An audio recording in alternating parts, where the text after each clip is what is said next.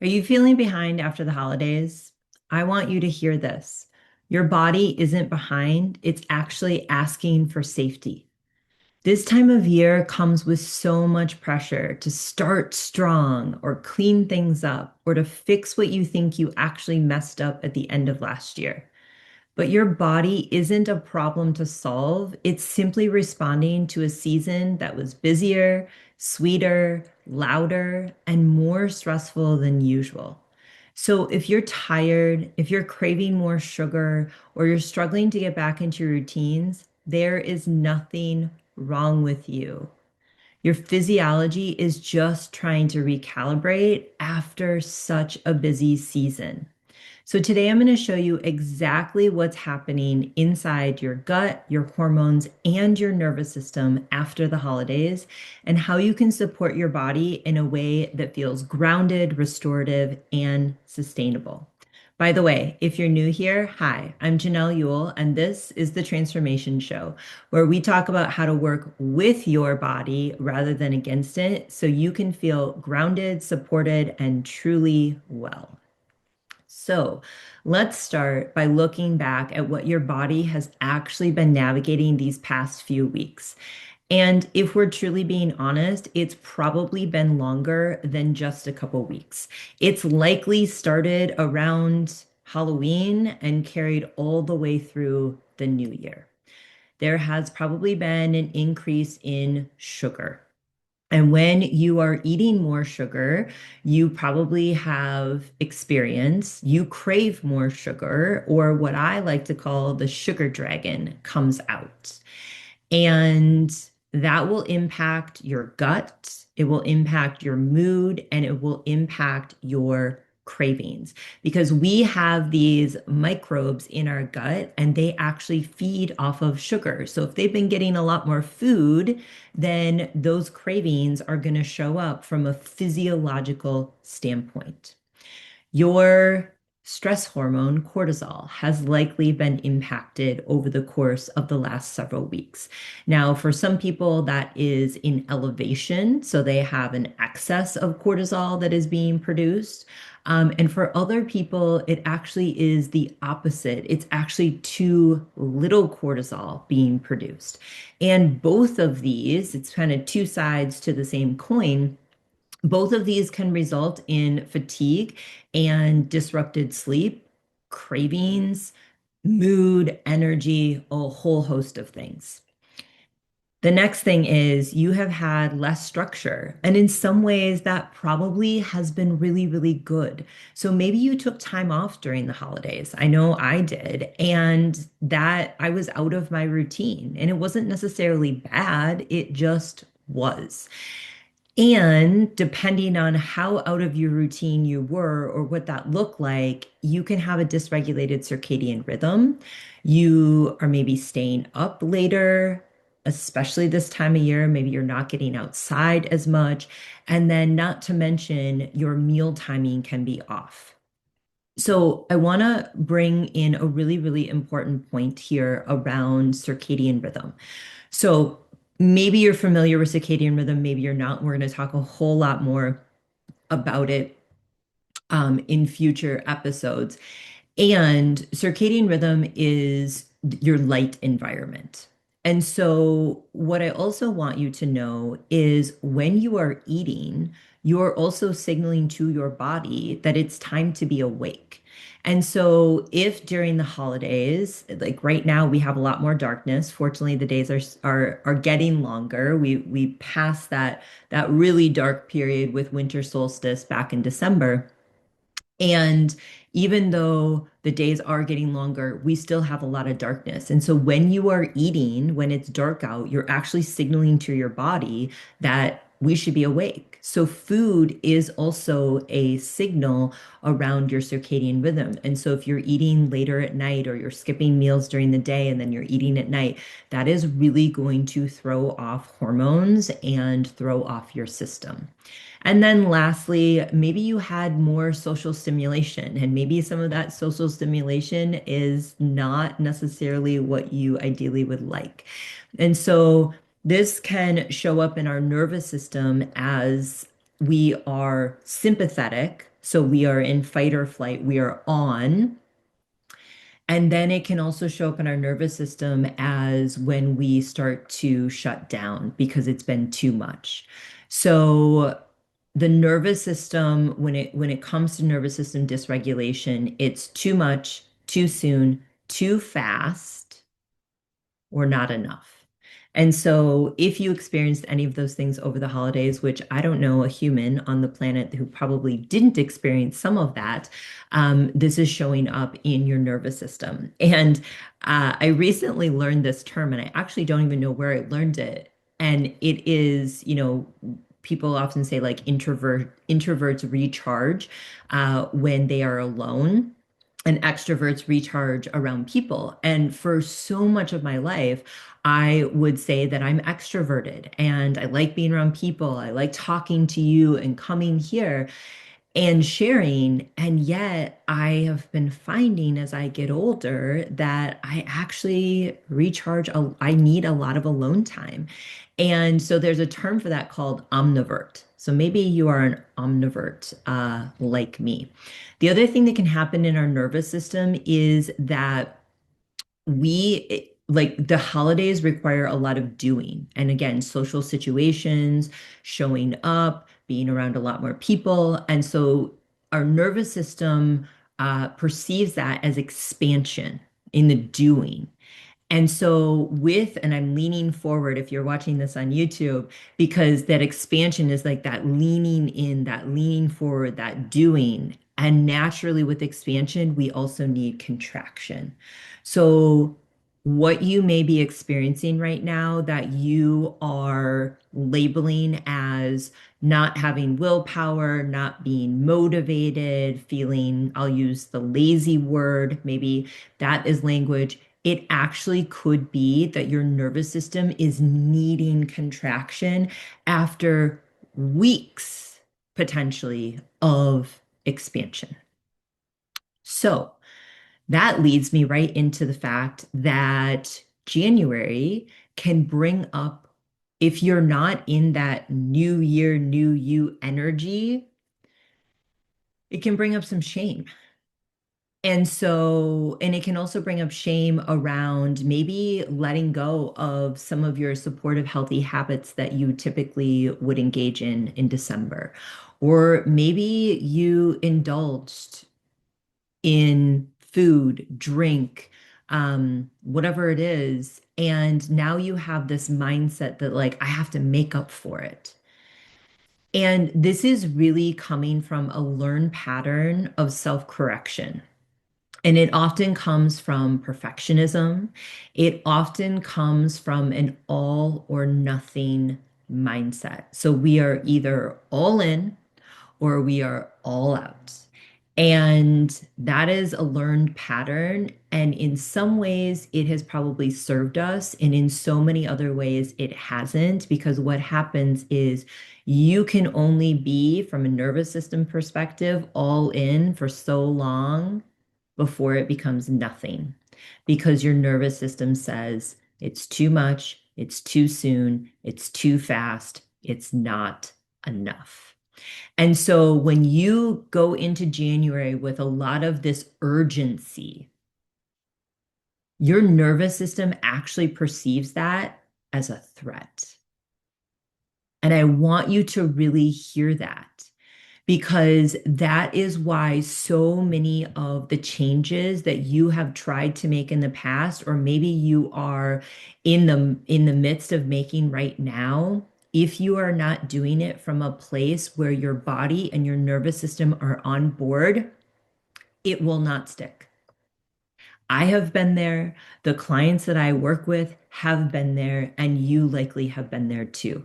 And so what happens is your body shifts into protection mode. Your body shifts into this is too much. And you actually then start to procrastinate. You start to doubt yourself. You start to move into unhealthy coping mechanisms. You start to move into numbing patterns. And you think that it's a you issue when really it is nervous, like first, it is a nervous system issue, a learned pattern issue that you want to start to unwind and start to unlearn. So, what do we do? How do we bring the body on board? How do we bring the nervous system on board? Well, we have to bring in safety. And I want to talk about what safety really means. And I'm going to start by quoting one of my mentors. And she says that safety doesn't equal comfort and uncomfortable doesn't equal unsafe. And I think this is really, really important for us to hear because we hear this concept of safety, and maybe you've seen it on social media or listen to other people talk about this. And it seems like this, for me, initially, it seemed like this airy fairy thing. And it seemed like this thing that if I have goals, if I want to create transformation in my life, if I want to experience things differently, then that isn't some like safety isn't like I don't want to participate in that. Like I want to keep moving forward. And what I learned more than once, and what I learned probably as they say the hard way, is that you need safety on board first. You need to regulate before you bring in the discipline. And if you don't, either the discipline won't last or that thing that you think is serving you so well, that discipline that is serving you so well, actually will turn into burnout and it will actually turn into an unhealthy pattern that isn't serving you. And so that's from like the nervous system level, it can be from the mindset level, but from a physiological level, this all starts by you needing to stabilize your blood sugar. Your body cannot feel safe if you are skipping meals, if you are fasting too long, if you are not eating enough, if you are not eating enough nutrition in the form of protein and fiber and micronutrients. So that is a big one as well. And this is where your nervous system likes gentle. It wants predictability and it wants you to actually nourish yourself, not necessarily only from a nutritional standpoint, but also from a mental and emotional standpoint, and also from an energetic and spiritual standpoint. And so this is where restoring your sleep and restoring some predictability and some rhythm to that sleep is also going to start to signal safety to your body and softening some of that internal pressure. I think January really brings in this energy of, and we see it all over social media. And this is where I always remind the clients that I'm working with that 10 years ago, for sure 15 years ago, we didn't know what everybody else was doing. So we couldn't fall into comparison quite as much. Unless it was in our sphere of influence, we didn't really know what was happening. And now we can pick up these devices and we can be exposed to what everybody is doing. And there's so much pressure. There's so much pressure this time of year that you got to have these goals and have it all figured out and new year, new you, and all the things. And in a moment, I'm going to tell you why I actually subscribe to somewhat of the opposite. Okay. So let's continue this conversation with through a somatic and a nervous system lens or insight. And so, if you are either feeling some guilt or feeling some shame, and the difference between the two is guilt is I did something, and I'm using quotations. If you're watching this on YouTube, you can see that I did something bad, and shame is I am bad.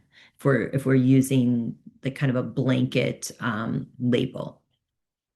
So if you're feeling some guilt and shame after the holidays, or you're feeling some guilt and shame coming into the new year, because maybe right now, based on your last year, based on what you have going on in your life, maybe the thought of setting any kind of goals or intentions feels like too much because you don't have enough capacity right now. And I want you to know that that's okay. That's where you're at. You can work with that. What will not serve you is thinking that there's something wrong with you or thinking you need to fix that and trying to power your way through or push your way into the new year. I promise you that is not going to serve you.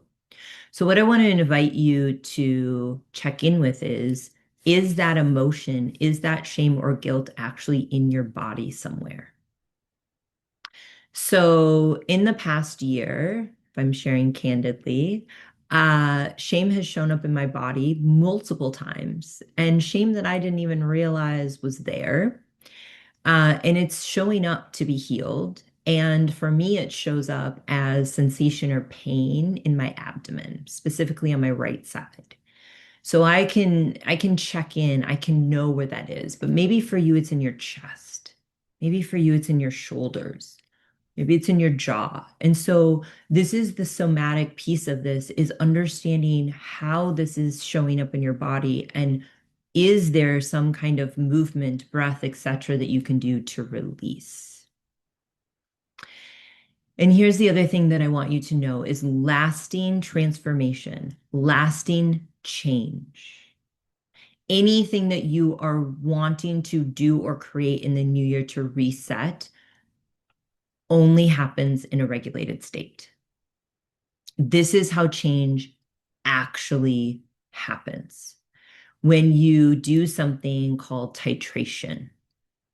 And one of the things that my mentor also said, my nervous system somatic mentor said, is that slow is smooth and smooth is fast. We all want to go at a lightning pace. Everything in this world is a lightning pace, right? Amazon Prime. Your body is not Amazon Prime. And especially if you are a woman in midlife, and I'm guessing if you're listening to this or watching this, you are, your body doesn't operate in the same way that it did when you were 30. And that's a beautiful thing. That is a gift if you can listen. And so this is where these patterns or these cycles that you have repeated year after year in January, this all or nothing is probably not serving you anymore. Because this is your body like, okay, here we go, like push, push, push, push until we hit shutdown. Because there is nothing underneath it as far as safety or regulation.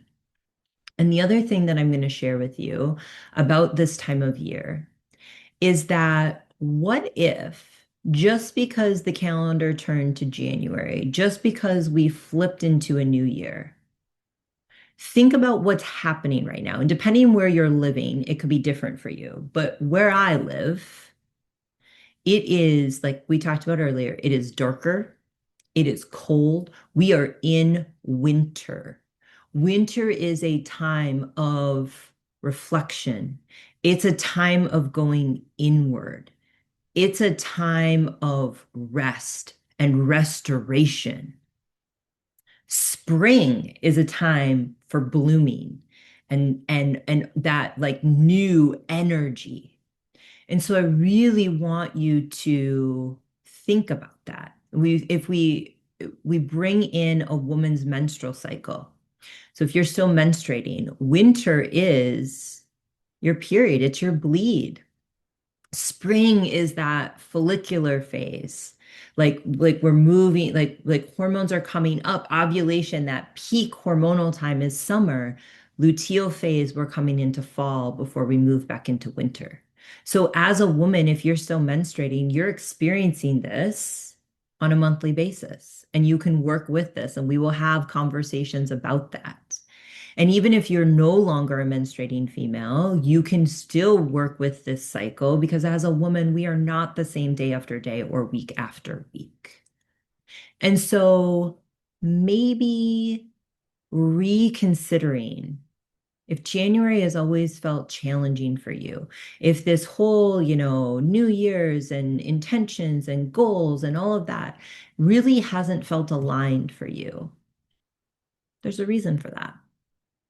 And so, really questioning why the definition of insanity is doing the same thing over and over again and expecting a different result. So, questioning, how can I do this differently? How do I want this to look different? Okay. So, what you can try this week, try 1 to 2 stabilizers, ways to bring in safety. So, that could be a 10-minute walk specifically post meal would be awesome. It could be getting in a minimum of 30 grams of protein within 30 to 60 minutes of waking so that around sunrise, so that you are signaling to your body that cortisol doesn't need to be high, and we can bring that cortisol down, and you're starting to simulate that metabolism and that appetite by eating in the morning. That's one of the most impactful things you can do to set your blood sugar up for the rest of the day rather than it being on a roller coaster. Because likely, if you are fasting too long in the morning or you don't have the right macronutrients, so protein, fat, and carb ratio in your breakfast, you're playing catch up all day long, and that's showing up as afternoon and evening cravings. Okay. It could also be hydration. Maybe you're dehydrated. Like I'm just been talking to you for I'm not sure how long, and I'm like ready to take a drink of water. Okay. So 1 to 2 things. Don't make this overcomplicated. Don't try to do everything all at once. Again, slow is smooth, smooth is fast. Think about if you were just using that analogy and that concept over the course of the next 12 months, where would you be next year at this time? Okay. And I want you to hear this too. This isn't about fixing. This is about creating awareness and meeting your needs on any given day, at any given point in your cycle, and in any given season. All right. So thank you so much for spending time with me. I really hope that this helped soften any pressure that you've been carrying with the new year. And I would love for you to stick around for more. So if you're watching on YouTube, make sure you hit subscribe and tap that bell icon so you don't miss any future episodes. And let me know in the comments which part of this landed for you. I would love to hear from you, and I read each and every one. And if you're listening on the podcast, make sure that you follow the show so that every episode comes right to you and you don't miss one. Again, thank you so much for being here. I am so glad you're here. And as always, have faith and take action.